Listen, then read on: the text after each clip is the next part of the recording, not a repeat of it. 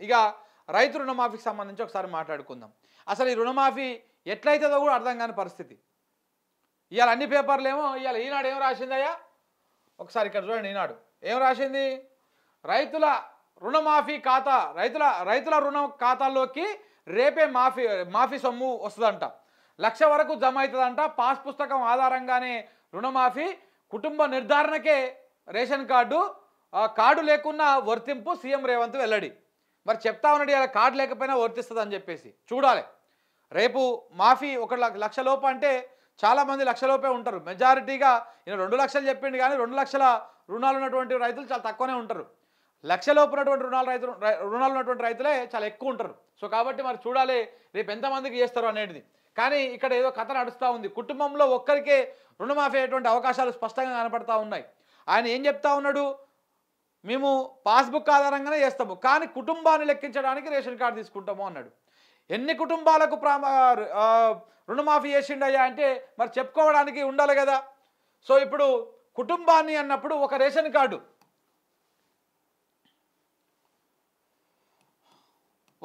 Card ఉంటే ఈ ration కార్డులో ఇప్పుడు ఇట్లా ఒక 4 ఉంటారు. ఇప్పుడు సపోజ్ వాళ్ళ ఇంట్లో ఫాదర్ పేరు మీద ఉందనుకో, ఇప్పుడు ఒక కొడుకు రెండో కొడుకు మూడవ కొడుకు, ఇప్పుడు 3 కొడుకులు ఉన్నారు అనుకో ఆయనకు. ఈ 3కి తలా ఇంత భూమి ఉండి తలా ఇంత క్రాప్లో ఉంటే ఒకటే రేషన్ కార్డు ఉంటుంది వాళ్ళకి. మరి ఈ లెక్క ప్రకారము రేవంత్ రెడ్డి చెప్తున్నటువంటి లెక్క ప్రకారము ఈ ఒకవేళ క్రాప్లో ఉంటే ఈ 4కి మాఫీ కావాలి. ఈయనకు ఉంటే ఈయనకు, ఈయనకు ఉంటే ఈయనకు, ఈయనకు ఉంటే ఈయనకు, ఈయనకు ఉంటే ఈయనకు. సరే 4 లేకుంటే ఒక్కరికే ఉంటే ఒక్కరికే మాఫీ అయితే ఓకే. కానీ 4కి ఎందుకంటే ఎప్పుడో పెళ్ళిళ్ళు అయిపోయి పిల్లలు ఉండి వాళ్ళ సంసారాలు సపరేట్గా ఉన్నా కానీ ఇప్పటికీ కొత్త రేషన్ కార్డు రాలేదు. మన ప్రజాపాలన అప్లికేషన్లు పెట్టుకున్నప్పుడు కూడా చాలామంది కొత్త రేషన్ కార్డుల కోసం అప్లై చేసుకున్నప్పుడు మరి ఈ కొడుకులకు ఇప్పుడు ఎవరైతే వాళ్ళ కుమారులు ఉంటారో రేషన్ కార్డు ఉన్నటువంటి వాళ్ళకు మరి రుణమాఫీ చేస్తారా చెయ్యరా, చేసే అవకాశం ఉందా లేదా ఏంటి అనేది ఇప్పుడు చూడాల్సినటువంటి అవసరం ఉంది. ఇప్పుడు ఏమంటారు రేవంత్ రెడ్డి, అసలు రేషన్ కార్డును మేము ప్రామాణికంగా తీసుకోము, నిన్నటి సమీక్షలో చెప్తా ఉన్నాడు, మేము ఏదైతే పాస్బుక్ ఉంటుందో ఆ పాస్బుక్ ప్రకారమే మేము తీసుకుంటాము అన్నాడు. ఒకవేళ పాస్బుక్ ప్రకారం చూసుకుంటే మరి 4కి కావాలి, అందరికీ కావాలి. క్రాప్ లోన్ ఎంతమంది తీసుకున్నారో అందరికీ మాఫీ కావాలి. ఒకవేళ పాస్బుక్ తీసుకోకుండా రేషన్ కార్డే ప్రామాణికంగా తీసుకుంటే మాత్రము ఒక్కరికే అవుతుంది ఎవరికైనా కానీ, అది కూడా 2 లక్షల లోపే. రేపు 1 లక్ష లోపు ఉన్నటువంటి వాళ్ళకు రేపు వేస్తూ ఉన్నాడంట డబ్బులు. సో చూడాలి మరి. అంటే ఇప్పుడు నాకు తెలిసి ఎందుకంటే రేషన్ కార్డు ఏమో కుటుంబాలు లెక్క పెట్టడానికి అంటే ఎన్ని కుటుంబాలకు చెప్పుకోవడానికి వీళ్ళకు లెక్క కావాలి కాబట్టి మరి రేషన్ కార్డు ప్రామాణికంగా తీసుకొని ఎక్కువ రైతులకు చేసి వీళ్ళెందుకు దాన్ని ప్రచారం చేసుకోకుండా ఉంటారు. సో కాబట్టి ఇదేదో పెద్ద మతలబు కనపడతా ఉంది. ఇప్పుడే మనం దాని మీద పెద్దగా డెప్త్గా అనాలిసిస్ చేసేటువంటి అవకాశాలు కూడా లేవు. ఎందుకంటే మొన్ననేమో గైడ్లైన్స్ల ప్రకారం ఏమో తప్పనిసరిగా రేషన్ కార్డు ప్రామాణికంగా తీసుకుంటామని చెప్పారు. నిన్నటి రోజుల్లో ఈనాడు పత్రిక కూడా అదే రాసింది, మనం కూడా అదే రాష్ట్రం, చాలామంది అదే రాశారు. రేషన్ కార్డు ప్రామాణికంగానే రుణమాఫీ అవుతుంది, రేషన్ కార్డు ఉన్నటువంటి వాళ్ళకి మాత్రమే రుణమాఫీ అవుతుంది అని.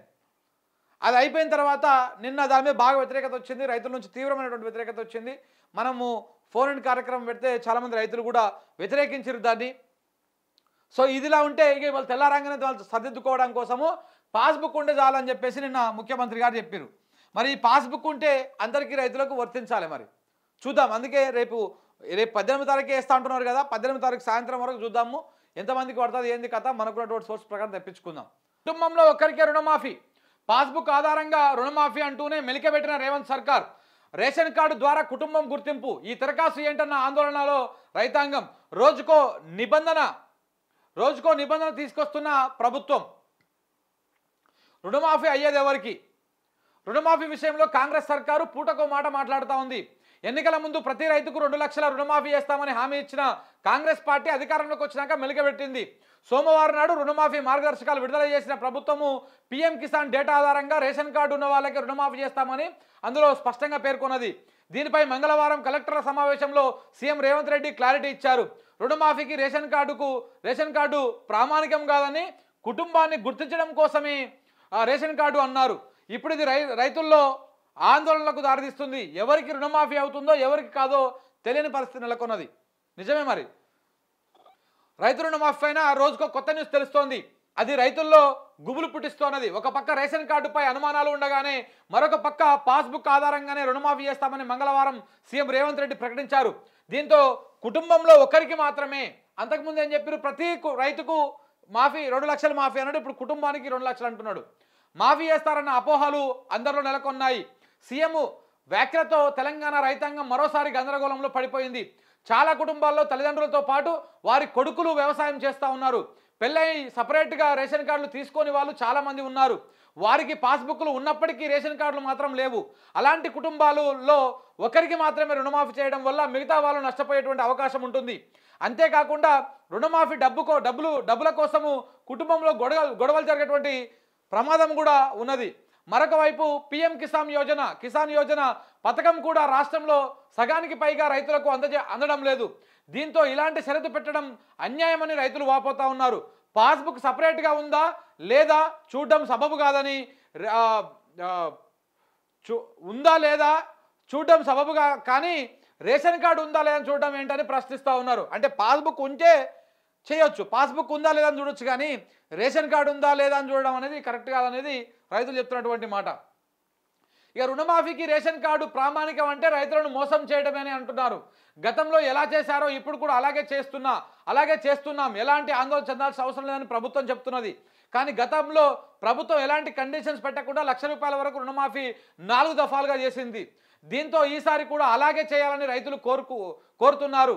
రుణమాఫీ అమలులో షరతులు విధించడం పైన ఎమ్మెల్యే హరీష్ రావు సోషల్ మీడియాలో స్పందించారు. రైతులందరికీ రుణమాఫీ చేస్తామని ఎన్నికల్లో హామీ ఇచ్చిన కాంగ్రెస్ పార్టీ ఇప్పుడు మాట మార్చి పీఎం కిసాన్ డేటా ఆధారంగా రేషన్ కార్డు ఉన్న రైతులకు మాత్రమే, అది కూడా కుటుంబంలో ఒకరికి మాత్రమే చేస్తానని చెప్పడం శోచనీయమని పేర్కొన్నారు. బీఆర్ఎస్ హయాంలో ప్రతి రైతుకు రుణమాఫీ చేసినట్టు గుర్తు చేశారు. కాంగ్రెస్ ప్రభుత్వం కూడా ప్రతి రైతులకు రుణమాఫీ చేయాలని, లేకపోతే రైతులను మోసం చేసినట్టే అవుతుందని అన్నారు. రేషన్ కార్డు తప్పనిసరి అని ఇప్పటికే చాలా పథకాలను కోత పెట్టిన రాష్ట్ర ప్రభుత్వము అన్నదాతలను కూడా ఇలా వంచడం అన్యాయమని ఆగ్రహం వ్యక్తం చేశారు. ఇదిలా ఉంటే ఈ నెల 18న సాయంత్రం 4 గంటలకు ₹1,00,000 వరకు రుణమాఫీ నిధులు రైతుల ఖాతాల్లో జమ అవుతాయని ముఖ్యమంత్రి రేవంత్ రెడ్డి తెలిపారు. రుణమాఫీ జరిగితే రైతులను రైతు వేదికల వద్దకు తీసుకురావాలని ఆయా జిల్లా మంత్రులు, ఎమ్మెల్యేలు, ఇతర ప్రజాప్రతినిధులు రైతులతో ఆ సంతోషాన్ని పంచుకోవాలని ముఖ్యమంత్రి సూచించారు. అబ్బో, అంటే అది ఆడ అవుతుందో కాదో కానీ ముందు మీరు ఆ రైతులను తీసుకొచ్చుకొని ఆడ సంబరాలు చేసుకొని, రంగులు పూసుకొని, ఆడ బ్యాండ్ బాజా పెట్టుకొని ఎగురూరి అని చెప్తున్నాడు ఎమ్మెల్యేలకు, మంత్రులకు. మీరు చేసే సొక్కమైన పనికి ఇప్పటిదాకా కనీసం రైతు బంధు లేదు, ఆ రైతు భరోసా లేదు, దాని మీద ఇంకొక దిక్కు దివాన లేదు, ఇవేవి లేదు, దీని గురించి కనీసం మాట్లాడారు. దాని గురించి కూడా మాట్లాడుతూ ఒకసారి చెప్తాం మీకు. ఇప్పుడు రైతు రుణమాఫీకి సంబంధించి సచివాలయంలో 2 జిల్లాలకు, అంటే ఉమ్మడి జిల్లాల చొప్పున ఒక ఉన్నతాధికారిని అందుబాటులో ఉంచుతామని, కలెక్టర్లకు ఏమైనా సందేహాలు వస్తే వారితో సంప్రదించి నివృత్తి చేసుకోవాలని ముఖ్యమంత్రి సూచించారు. చూడాలి ఏం జరుగుతుంది అనేది. అయితే ఇప్పటిదాకా ఇప్పుడు నేను చెప్పినా కదా ఇంతకు ముందుకు, ఒకరికి చేస్తారా అందరికీ చేస్తారా? ఇప్పుడు ఈ లెక్క ప్రకారము ఇప్పుడు రేషన్ కార్డే ఒకటే ఉంటుంది, ఇంతమంది రైతులు ఉంటారు, సపరేట్ కుటుంబాలు ఉంటాయి, వాళ్ళు ఎప్పుడో ఏరువాడు ఉంటారు, ఎవరి ఫ్యామిలీ వాళ్ళది, ఎవరి సంసారం వాళ్ళది, ఎవరి భూములు వాళ్ళకు, ఎవరి అప్పులు వాళ్ళకు ఉన్నాయి. మరి ఈ నలుగురికి మాఫీ చేస్తారా? రేషన్ కార్డు ఉంది కాబట్టి రేషన్ కార్డు ఉన్నటువంటి వాళ్ళలో ఒక్కరికే చేస్తారా ఆ నలుగురిట్లల్లో? ఇది క్లారిటీ లేదు ఇప్పటికీ. స్టిల్ నిన్న రేవంత్ రెడ్డి గారు కూడా ఆ క్లారిటీ ఇవ్వలేదు. మరి ఎవరికి చేస్తారనేది చూడాల్సినటువంటి అవసరం ఉంది. ఇది ఇట్లా పోతే ఇంకొక విషయాన్ని మీకు చెప్పాలి మిత్రులారా. ఇలా రైతు భరోసా విషయంలో